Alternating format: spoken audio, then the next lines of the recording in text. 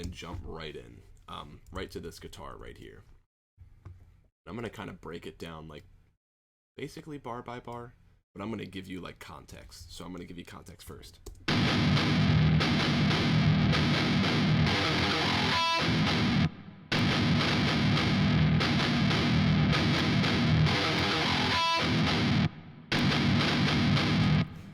So the guitar tone is okay.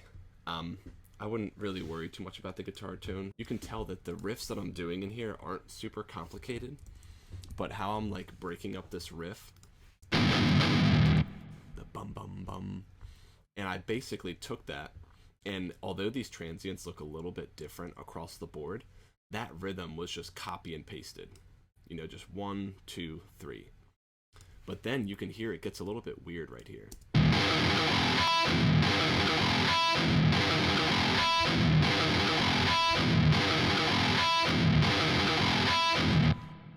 And in context, when you hear this riff, it sounds really cool. It sounds like a little bit offbeat. It sounds a little bit weird. But when I recorded it like this.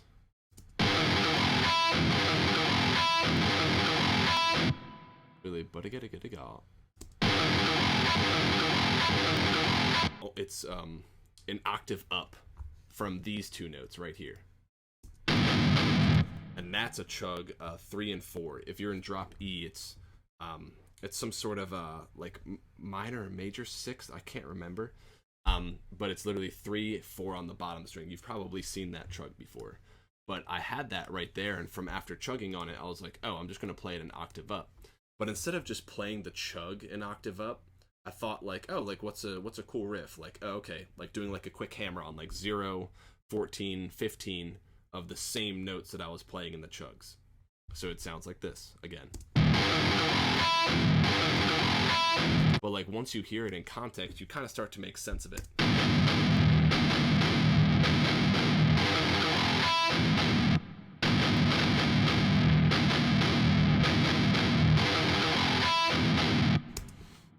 So I'm just staying around those same exact notes for the whole riff. And when I go into this next part, the only thing I do to kind of break it up is after I hit the dun dun dun dun dun, I do the same dun dun dun. And then I change it up right here by just another just random riff. It's digga digga da da, digga digga da da.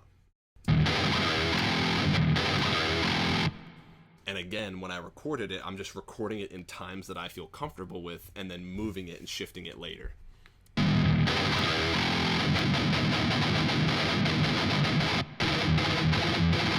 In the moment, whatever you're feeling, even if it's so simple, but it's like rhythms that are getting stuck in your head and you kind of want to get the itch out of the way, you just take those rhythms, you break them up, you set them down, and then you move them around in the riff.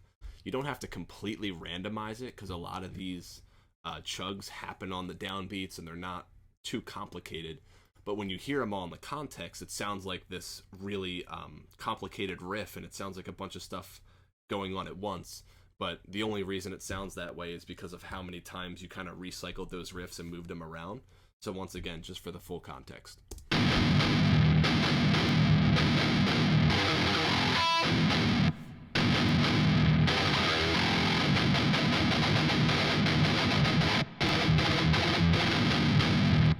But I guess really the next part, which is really like the heaviest lifting of the whole riff to actually make it sound good, is the drums. When I start out the riff, because it's the way that it comes in, is kind of like, I'll show you. It fades in.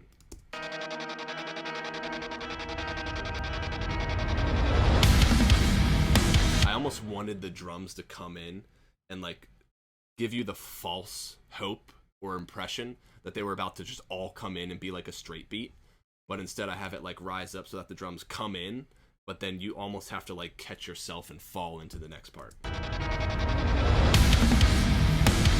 And it just, in the moment when you hear it for the first time especially, it just hits so right. It's kind of like what guys do in like hip hop. I always really like the way that sounds. So really all I did for there was just like copy the rhythms, the bum bum bum.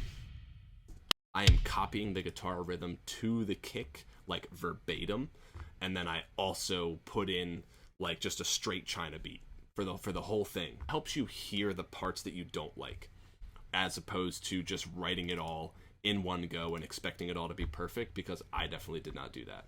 And then as you get through here, you'll see that the riff starts to change a little bit.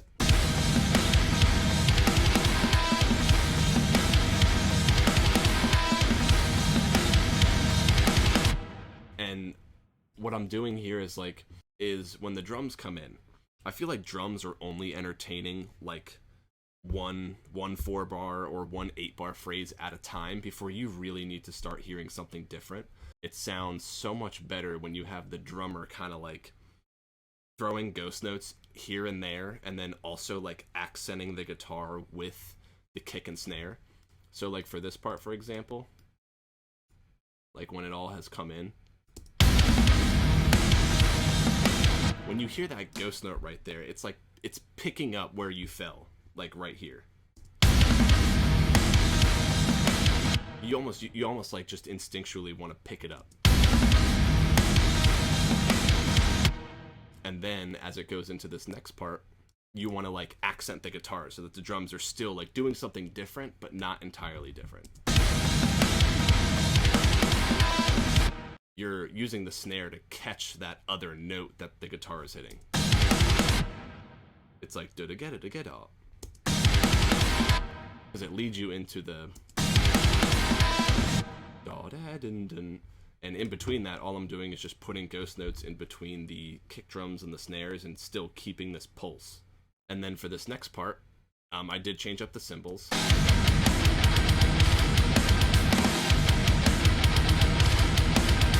The China is just hitting everything that the kick drum is hitting. But what's accented is the bursts with a China.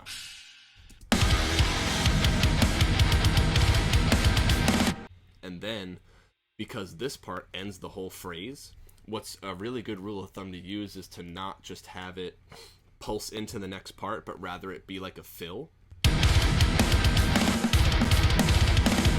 I wanted the burst to lead into some ghost notes, so that the ghost notes make you like drag in your ear, and then the trash cymbal is hitting the accents of the burst.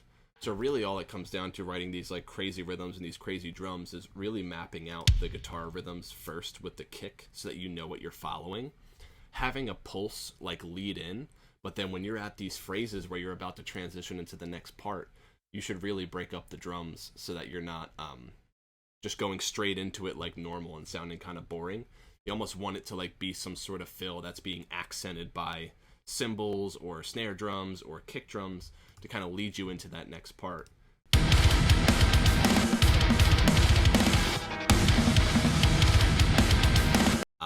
But that's like really how I create like weird sounding drums and weird sounding rhythms, is just creating a skeleton of the drum kit and then making sure that on different phrases or transitions, I'm actually using fills to go into that next transition, adding ghost notes like on the back end once I've completed the parts out, and then, you know, accenting for certain parts, and, you know, making sure that the cymbals are kind of ever changing. But yeah, I feel like it's pretty straightforward. Hopefully it's not confusing. But that's really what goes into something like that. And that's pretty much it.